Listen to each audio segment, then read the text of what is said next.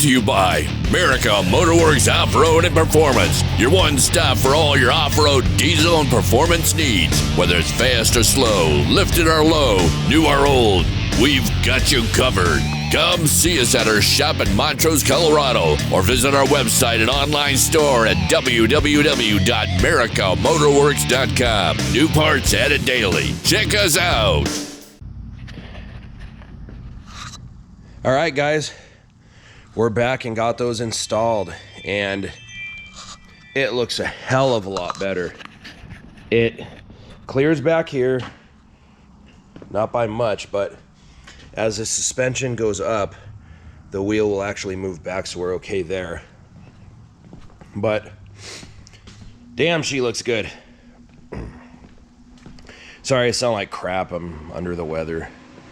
When you have little kids, they'll get you sick. Sorry, I sound like crap. I'm a bit under the weather.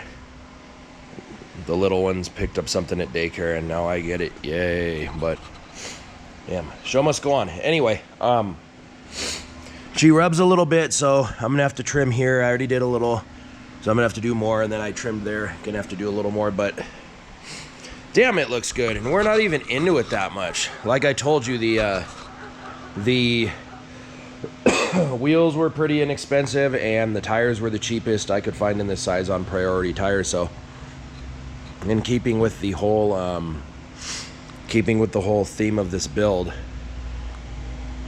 I'm really excited with how this thing looks. I haven't really driven it. Sorry guys, the brain fog this morning. Haven't really driven it far, but in the couple hundred feet I have driven it, the transfer case is pissed off. Like I said, it's one of the all-wheel drive transfer cases, and this one has failed. So basically it's like the front and the rear axles are locked together. It's not allowing any slippage, and since I've lifted it, the angles on this CB drive shaft are absolutely terrible, and it is freaking pissed. Like, you drive and you can feel it kind of bucking and jerking, so it's not happy. But I'm working on a solution for that, working on getting that other transfer case and getting some other parts for it. But in the meantime, I went ahead and picked up some low budget treasures. This is a Rough Country front sway bar disconnect kit. Now what the front sway bar does is it helps keep the wheels planted on the ground, so your vehicle's more stable, and it kind of helps, like it says, remove sway. But the problem is that when you're off-roading, the sway bar limits how far your wheel can travel in a downward direction. So what that kit does is when you get to where you're going, you take the little pins out, and it allows you to disconnect your sway bar and get it up out of the way, so you have more suspension travel. These are Rough Country heavy duty ball joints, and they're kind of nice. They're greasable, and we'll see how they go, because the ball joints on this thing are absolutely freaking clapped. So yeah, we're gonna do that. And then I went ahead and bought a Rough Country steering stabilizer kit to, you're going down the road, you hit a pothole, it helps the steering wheel not get jerked out of your hand. And I bought that's a drive shaft, but I bought a Rough Country heavy duty steering kit. The steering components on this thing are clapped anyway, so figure we're gonna replace them, we may as well go with something heavier duty. So nothing but the finest parts for the great value grand. So we're gonna get it up in the air. I can't use this lift because there's a Chevy getting a new engine, so I guess it's on the ground today. So we'll go ahead and get started.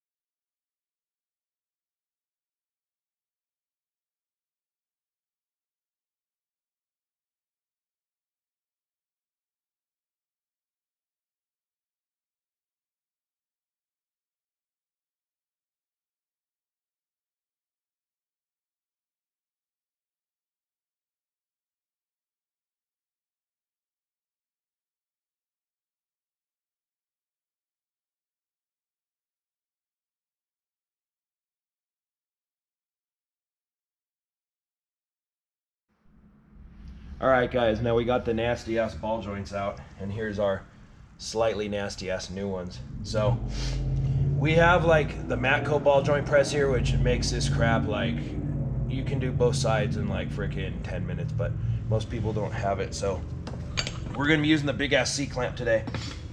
So basically it's kind of a pain in the ass, but you have to do one before the other. So what I normally do is I'll drive the bottom one out.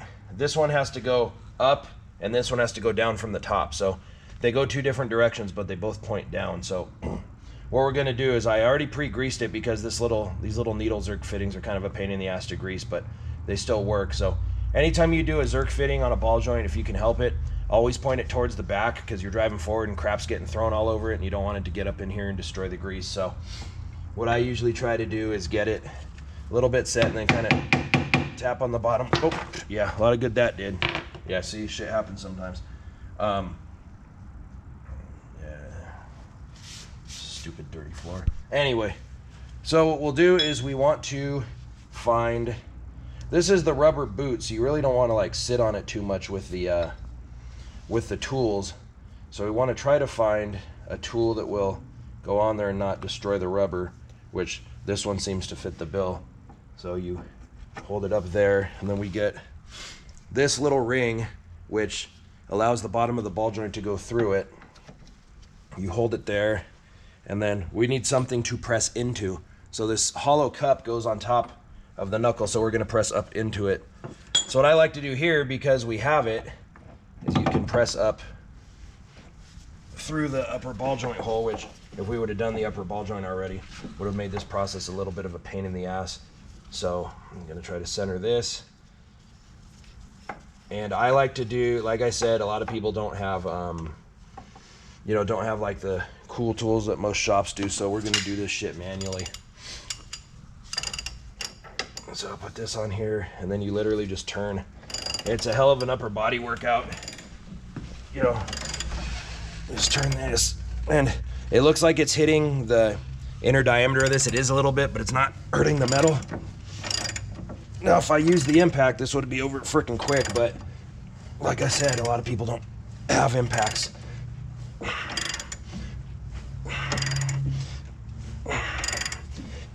You want to pretty much go until it quits, and then give it a good look-see. I'm 230 pounds and I'm moving myself, so go ahead and back it off. Now there's no torque for these to put them in. It's just tight AF. So we'll go ahead and take it out and give it a look.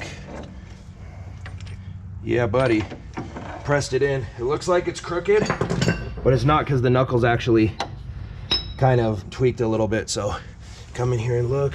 Make sure you push it all the way up. I sure did. Hey, sometimes even a blind squirrel gets a nut. The other side looked exactly the same. Check it again. Yep, looks good now. Sorry, I'm all nasally, like I said earlier. It's like, hello, now you put the ball joint in. But yeah, it's not my intention. So I'll put some grease on here. Another trick is, we have an old ass refrigerator in our little break room area, and if you leave these in there like a couple hours, half the time these things will like fall right in. It's actually pretty cool. Let's see, like, you can get that started. This is one of my favorite tools. This is a mini sledge, and I kid you not, half the time you can like drive. These Jeep suspensions are a freaking pleasure, man. Like, we do have 450s here, 550s, and those absolutely suck because the damn ball joint's this big around. These things are like child's play, but those are, hundreds of pounds of force to get it in. And I mean, these things you can damn near get it started like that.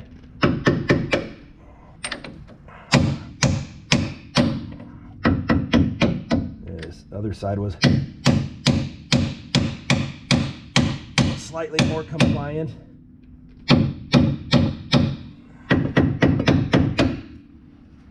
There's shit falling off this. So I know this is making me look like an idiot right now because this thing's not centering, but I'm just gonna go ahead and start it, and we're gonna go ahead and let Daddy Ball Joint Press be the equalizer and do this crap for us. So you take this ring, put it there, put this here, and then like I said, that little guy I was using on top, because you don't want to drive down here because that's where your Zerk fitting screws in and you will ruin it. Ask me how I know. I did a lot of dumb crap when I was figuring out how to work on vehicles, and so figure I'd spare you guys the expense of which I learned at. So come up here, put it there.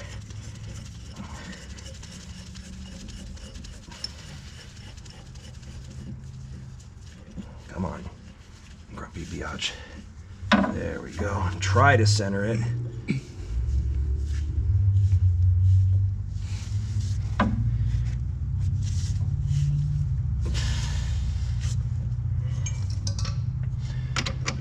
Now it looks like it's going kind of crooked. It is, but it will straighten itself out. Damn it. Let's get this off.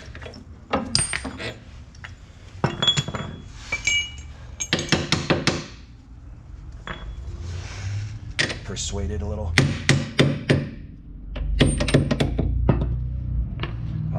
Right in the dirt.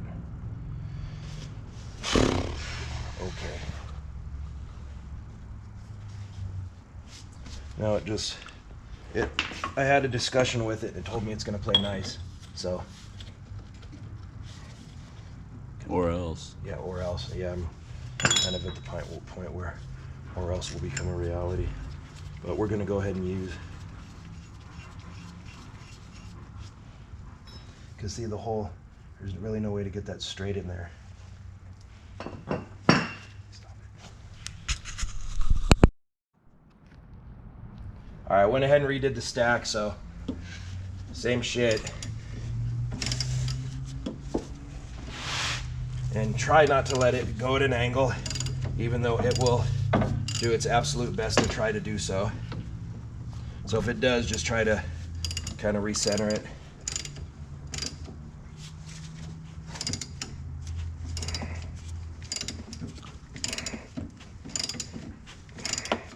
There we go.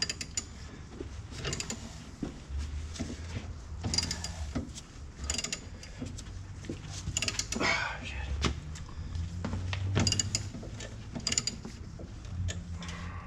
Okay. All right, now that that's in, take this out, recenter with a larger receiver cup. Because that one's already hitting.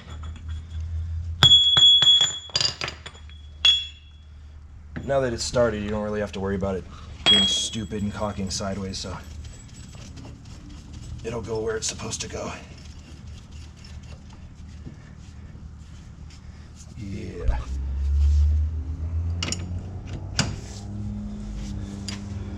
All right.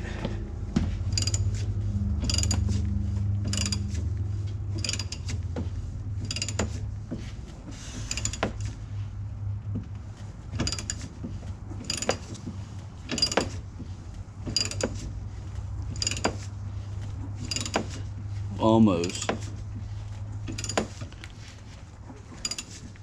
That should be it. Let's see. Okay. Back off. And then the actual bolt for the screw on the ball joint is cocking sideways. There we go. Now she's in the center.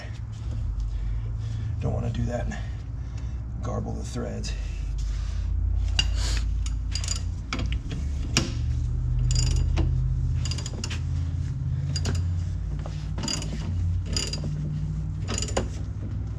All right. She's almost there. Check it in here again.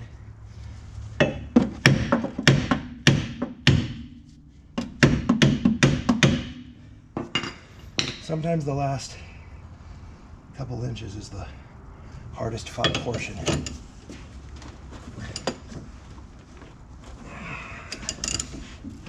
right. Let's see what she does.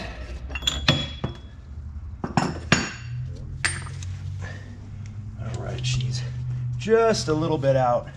So I'm gonna go ahead and keep running the press. I mean, there's just a hair, but I like it to be completely down like you should.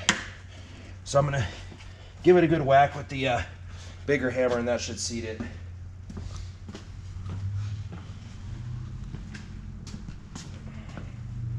Ball joint press should have done it, but like I said, sometimes things get interesting. A little more. There is just some crap right there.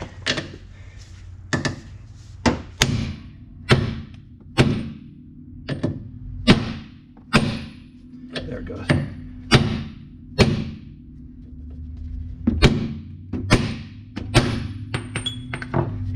All right. Yeah, she's down. I'm just seeing a little bit of a lip because there's the metal's flared a little bit. So, got those in. I know normally it just pushes right in, but of course it has to be difficult for the camera, but that's how it works. If it always went good, then it wouldn't be for interesting and riveting content. And we'd be out of business. That's right. We obviously don't know how to install ball joints or anything else. So got that in. And what you want to do is get your knuckle. Get all this crap out of here. This poor Jeep was severely neglected. No one took any sort of good care of it and went ahead and got it, and so that's going to change. But see, just crap all over the place. So you want to make sure you put this back in. This is the sensor, or the sensor. This holds the ABS sensor wire. So you want to make damn sure you put that back. Otherwise the sensor can get caught and get all destroyed, and then you're screwed and you have to buy a new one. So it goes like this. It comes up, goes, and then goes up. Let's put the bottom one on. Bottom one is 80 foot libs. I don't know why the hell pound is LBS, but English is a strange language. Feel bad for people who are trying to learn it. Handy dandy bag opener, shank and pull. All right, and there's a cotter pin in there somewhere. So put this up. Go on now. There we go. God, I'm not looking forward to doing the steering on this thing. This truck's disgusting.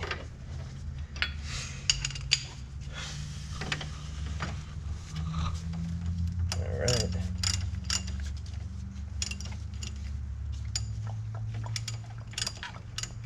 All right, let's go ahead and get the bottom one first.